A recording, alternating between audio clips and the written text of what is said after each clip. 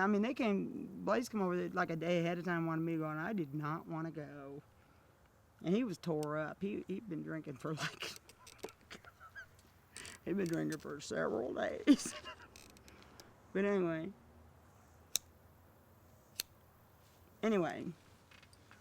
we got these real fancy rooms. Do you want to know the funny stuff of it, or?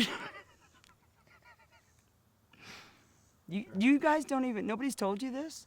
About how he had the valet parking guys come up and the fire and everything? Nobody told him that the Ramada 500 some dollars. You don't know. It was really funny. But well, how do I make it quick? Jones took the van to the River Bottom Festival. That's pretty much all we know about it. That's all you got was when he got back with Billy Carr's van? We heard it was a rent van. Billy Carr rented it. Okay. That's all you got? That's all. Oh man, you ain't got nothing. Definitely fill in the gaps.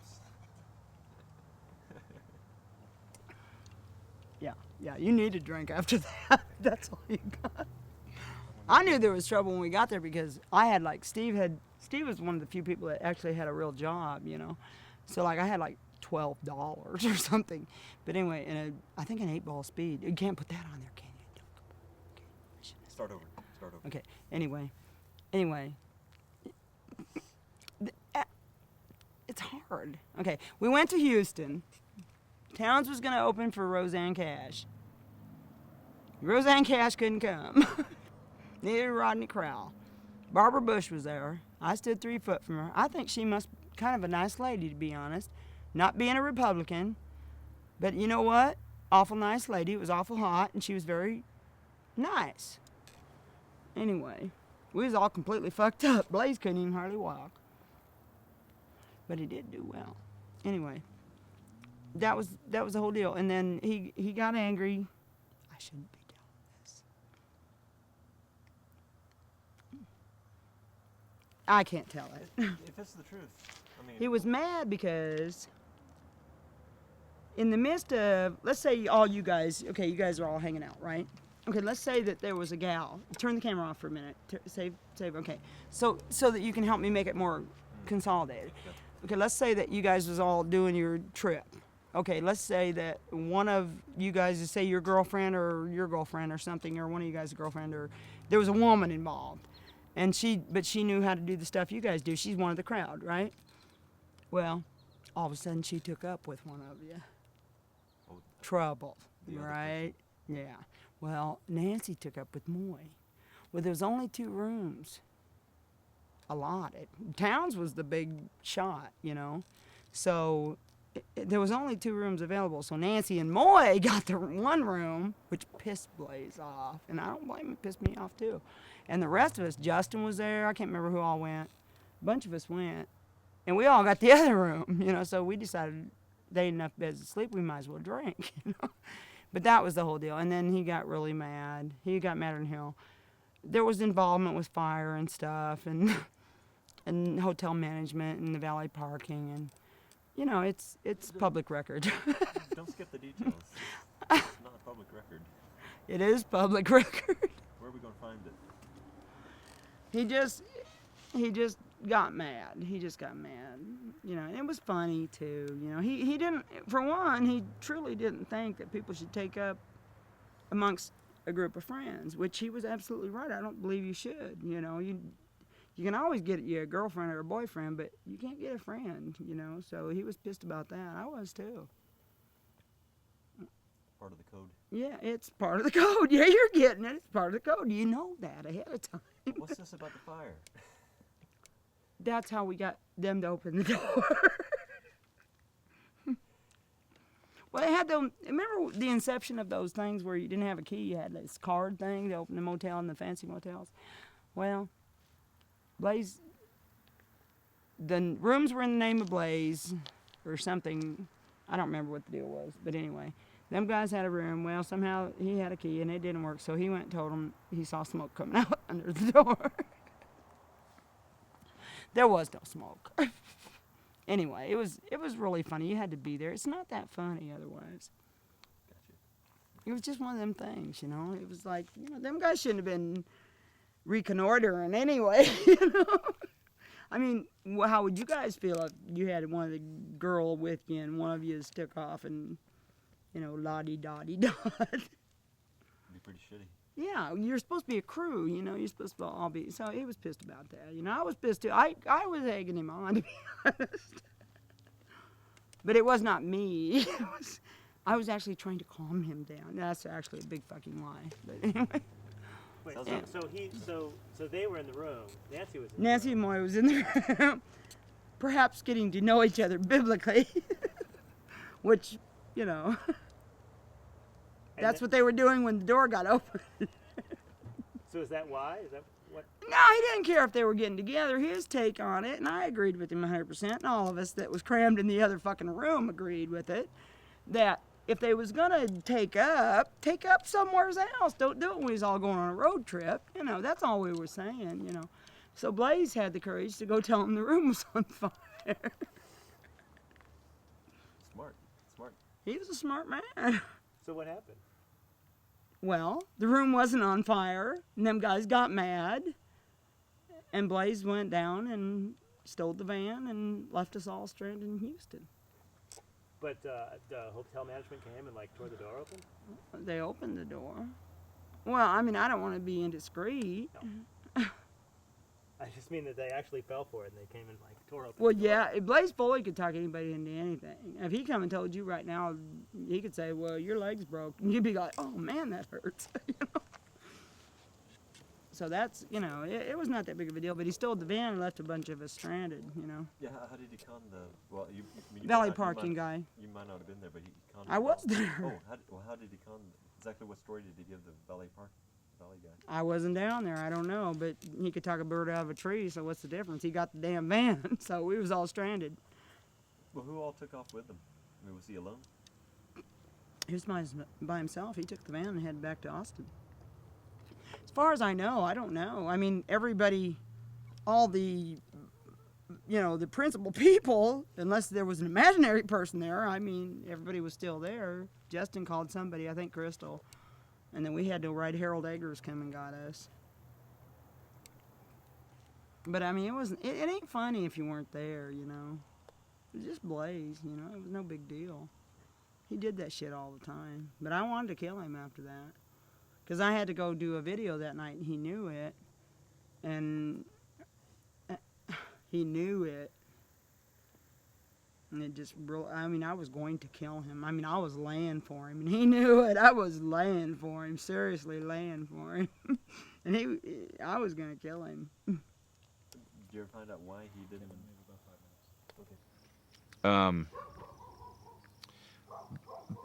I went to Houston with him, and and Towns was playing in Houston, so we drove this van to Houston, and we were staying at, I think, From the get-go. Okay, well, Blaze and I were kind of dancing around a romance. It was real hard because, like I said, Blaze was never alone, and he invited me to go on a weekend.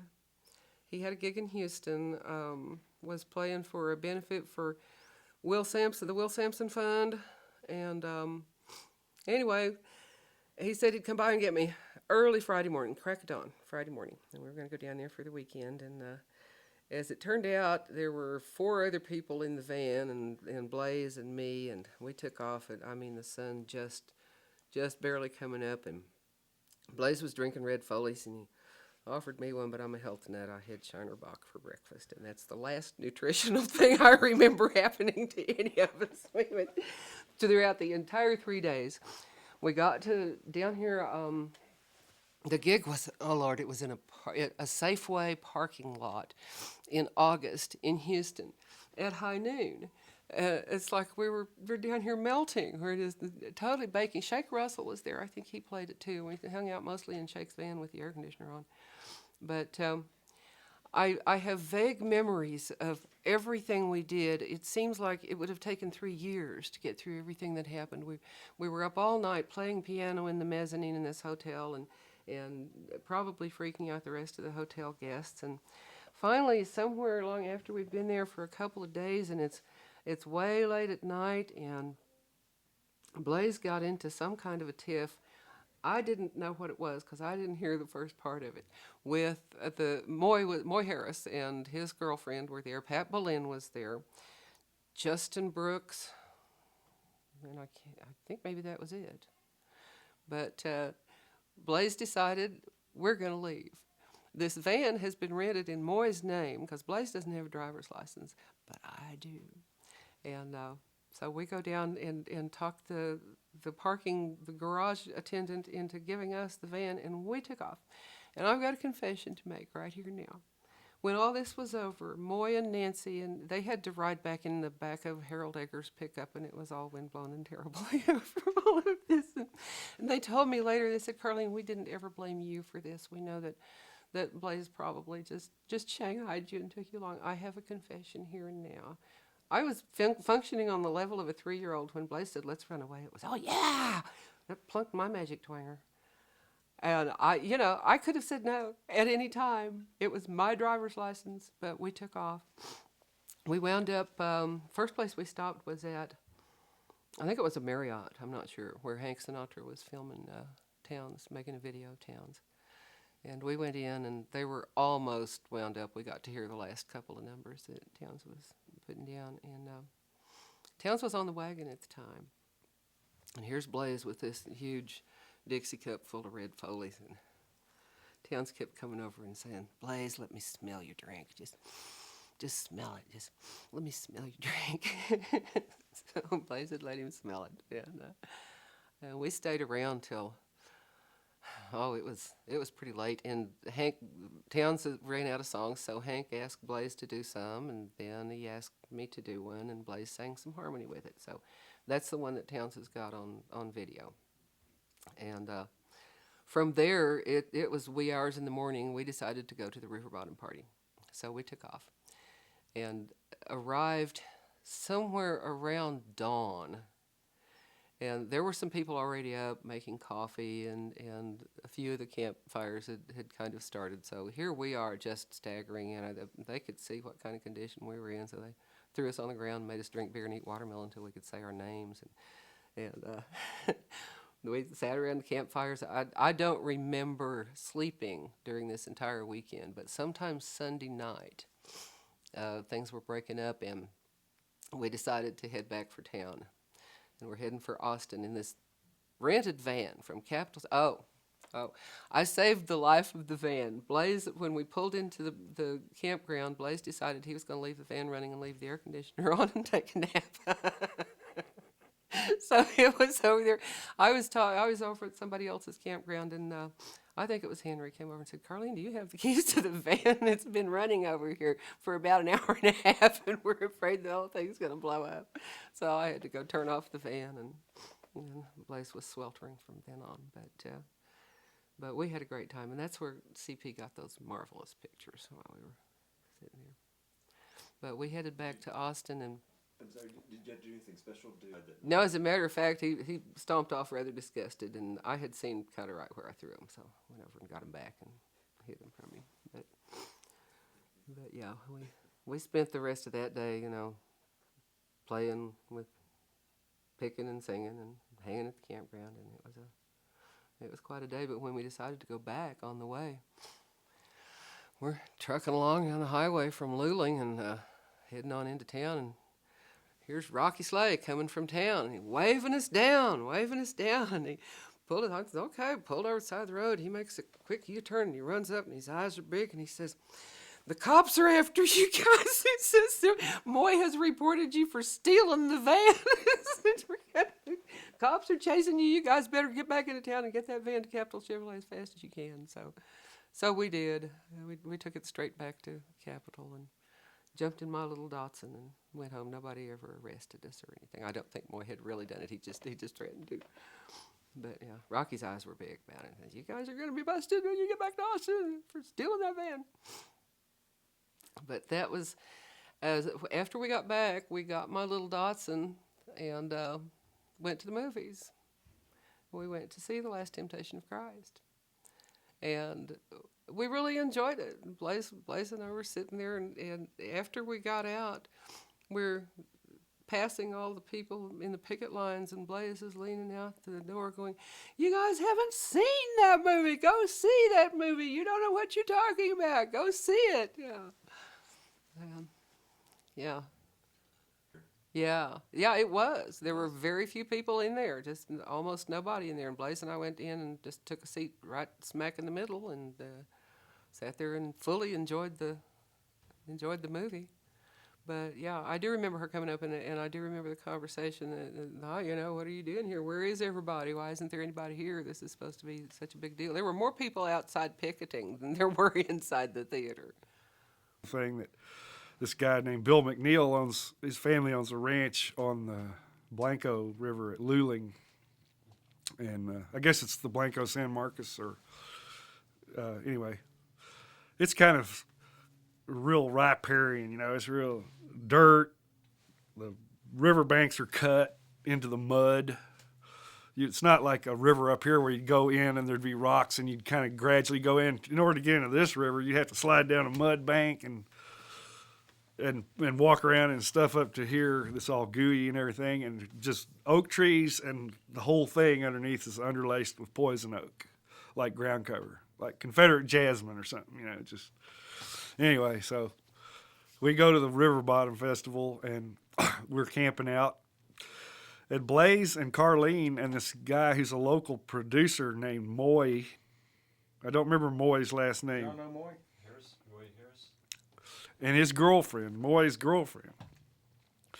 They're going to Houston to do a benefit for the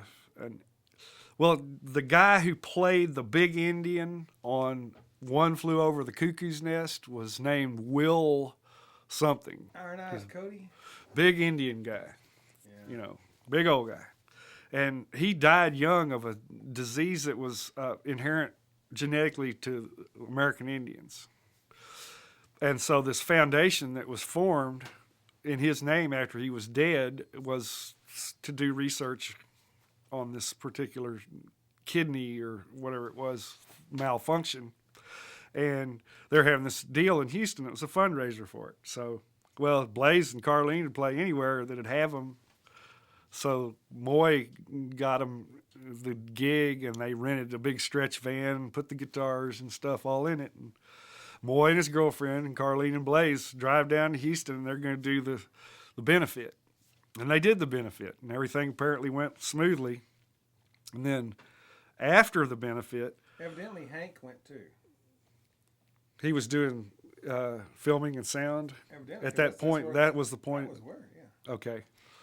So he was in the same van? Yeah, I think so. Okay. They came back from the benefit, and Moy and his girlfriend, apparently they'd only gotten one room for 5 people. And Moy and his girlfriend were becoming amorous. And so they went in there and locked the door, and when Blaze and Carlene or whoever came back and wanted in, they wouldn't let them in. And apparently it wasn't like, are you going to let me in 10 minutes, or are you going to let me in? It was just, no, you can't come in now. And that's all it took. Carlene had the keys. Bad choice. Bad choice. They got in the van that Moy rented and drove off and left them there with the door locked, And so when they came out, they looked around, nobody was there. I don't know what the time elapsed was before they realized there was nobody there, and the van was gone too. But they drove to the River Bottom Festival from Houston with the police on the highway looking for the stolen car. It was the big, the scare was that the police knew that they were coming to the River Bottom Festival, and that they were going to all come roaring down in there and catch everybody doing whatever they were doing, and it was going to be Blaze and Carlene's fault because they brought this stolen van and came there. Although we weren't doing anything illegal. Yeah. So they'd been up all night, and Blaze was tired, and it was starting to heat up. It's in June or August or July. And it's down in this hole, and there's no wind blowing. It's under the tree canopy, and it's real humid, and it's starting to heat up. And so Blaze says, "Give me the keys." Carlene gave him the keys, and he goes over there and he starts the van up and turns the air conditioner on high and gets back in the back, and he's going to go sleep an 8-hour stint with the van running in the heat with not going anywhere, you know. He didn't give a damn if that thing heated up until it popped. As long as the air conditioner was running, he was going to get some sleep in there. But Carlene, on the other hand, was getting a little paranoid of having heard. I think somebody made some phone calls and found out Moy was mad, and he had called the police, and the police were looking everywhere. And so Carlene was starting to get paranoid, and she ran up over in there and opened the door and got the keys and turned it off, and ran with them, and got 100 feet away from the van and threw them at somebody and said, "Here, I don't have them." And, Blaze didn't come out for a while until that van started heating up, and it started getting hotter and hotter in there, and he woke up, and because he didn't even notice the engine turned off and the blower quit blowing or any of that, just until he started sweating real good, that he came out, "Where's them? What the hell?" And, he got after Carlene. "Where's them keys?" "I don't have them. I don't have them." So he had to come out of the van and sit in the chaise lounge with all us up under there and sweat, and started drinking Jack Daniels straight out of the bottle.